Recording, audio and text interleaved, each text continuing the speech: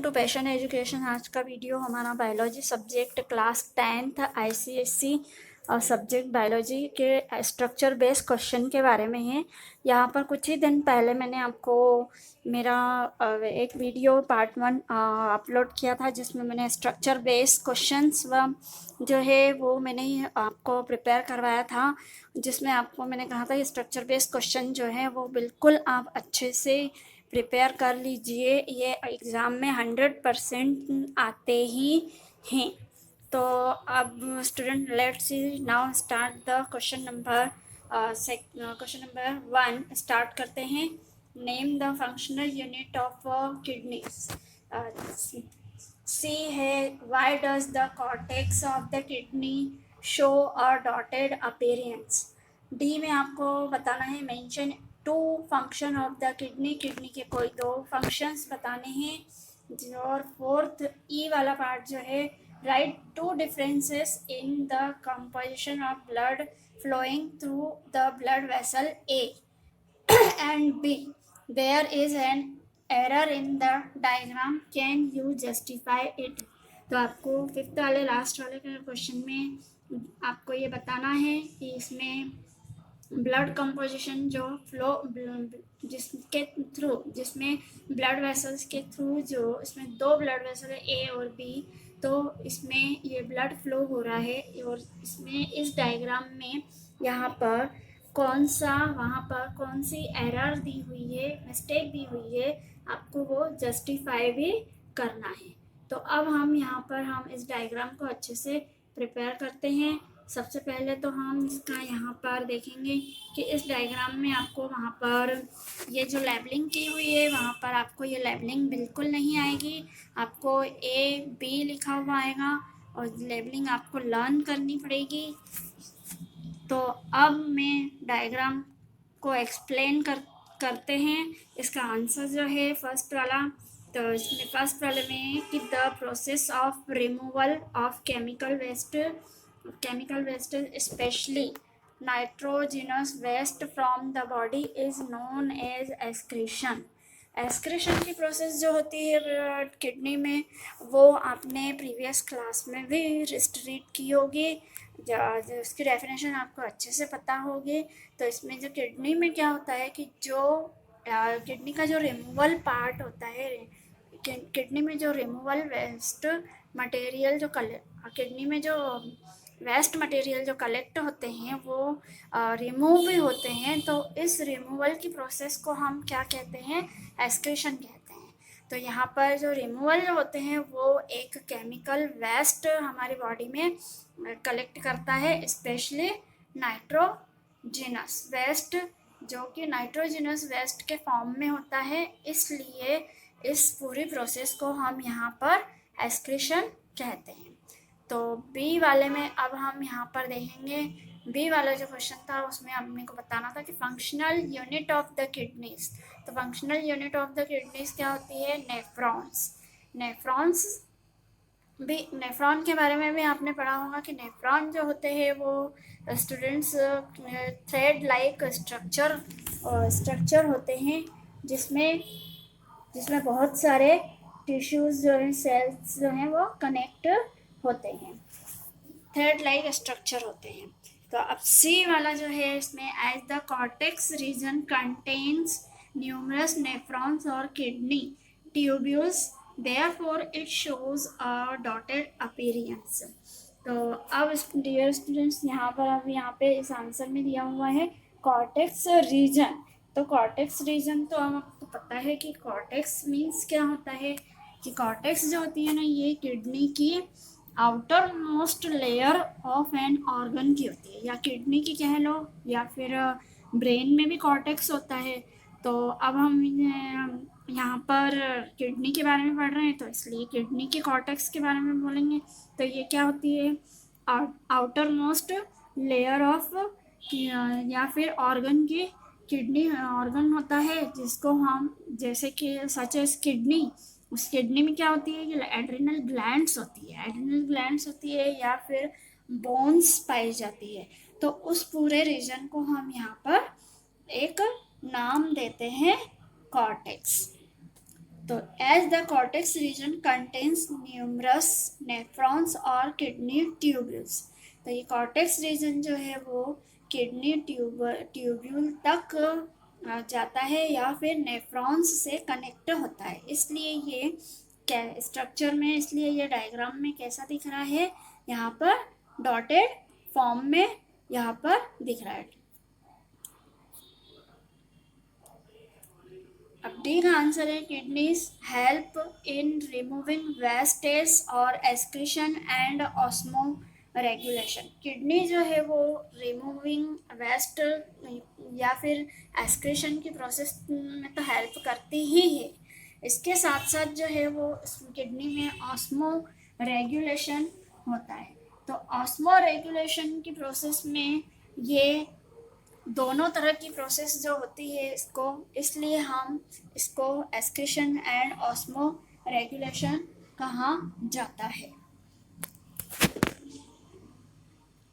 ई का आंसर है the blood vessel B. अब यहाँ पे आपको डायग्राम में, यहाँ पर आपको डायग्राम जो दिया है इसमें अपने को अब यहाँ पर अपने को बी में लाइन बतानी है, तो वो जो है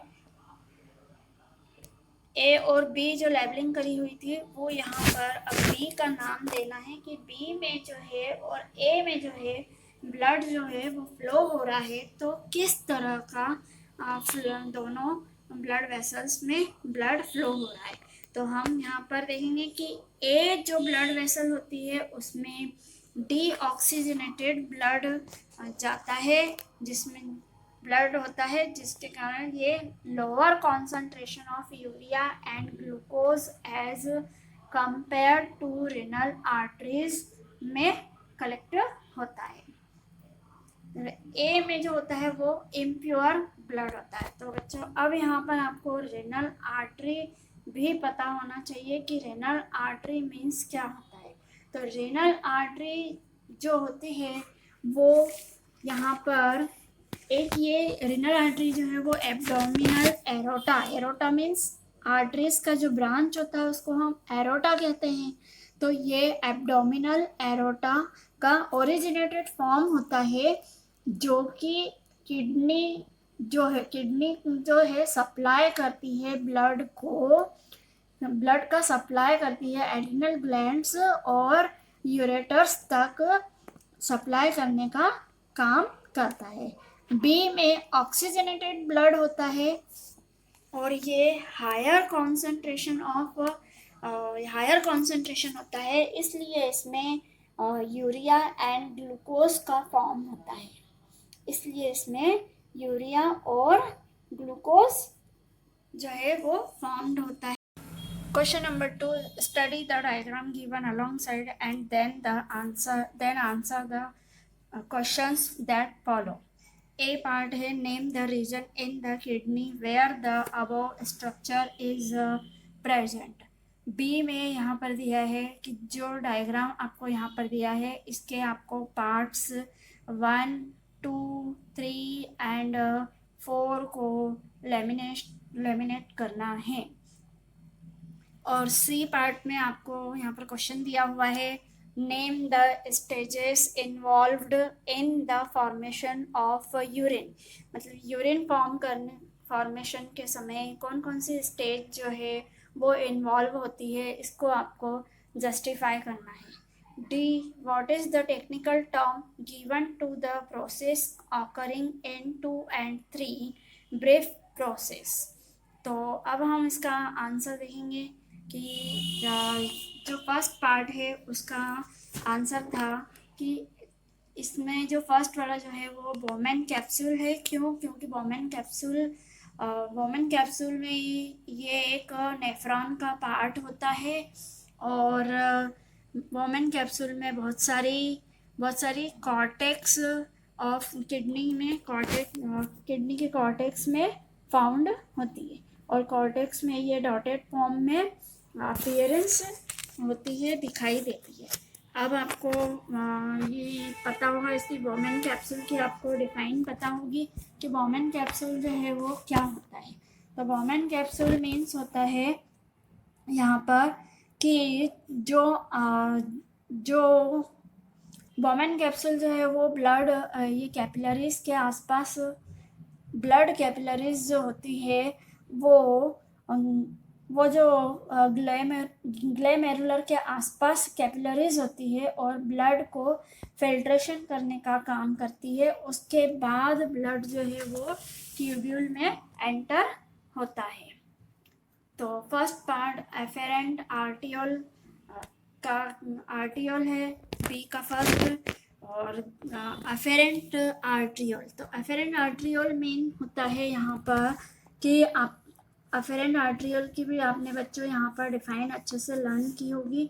इसमें आपको पता होना चाहिए कि एफेरेंट आर्ट्रियोल जो है वो रेनल आर्टरी के साथ मतलब एक गुच्छे में एक ब्रांच में कनेक्ट होती है।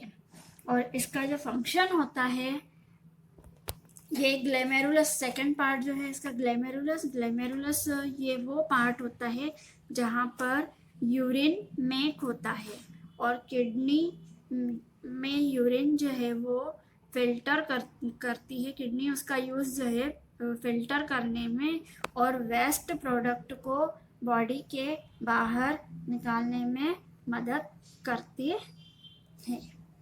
तो अब थर्ड जो है वो बोमेन कैप्सूल है। तो बोमेन कैप्सूल जो है वो ग्लोमेरुलस कैपिलरीज के आसपास होती है और ये फिल्ट्रेशन का काम करती है। उसके बाद ये एंटर होता है। तो मैंने आपको ये पहले बता चुकी हूँ। एफरेंट आर्ट्रियोल, तो एफरेंट आर्ट्रियोल जो है ये ब्लड कैरी करती है और कैरी करके इन सभी पार्ट से ब्लड किडनी में कैरी करके ये ग्लेमेरुलस तक लेके जाने का काम भी करता है एफरेंट आर्ट्रियोल।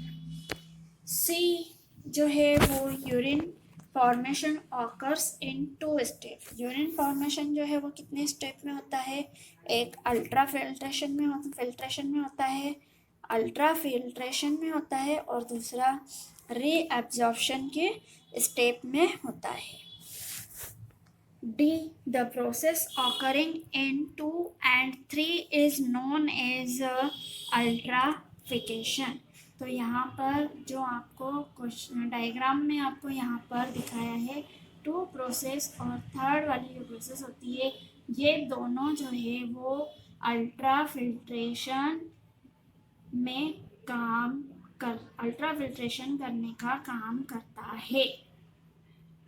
तो अब बच्चों आपको ये आंसर अच्छे से समझ में आ गया होगा। अब डी का आंसर जो है वो अल्ट्राफिकेशन करता है। उसके बाद ये ग्लेमेरुलस जो होता है वो ब्लड फ्लो करता है और अंडर हाई प्रेशर, मतलब इसमें ब्लड का जो फ्लो होता है ग्लेमेरुलस में वो बहुत ज़्यादा हाई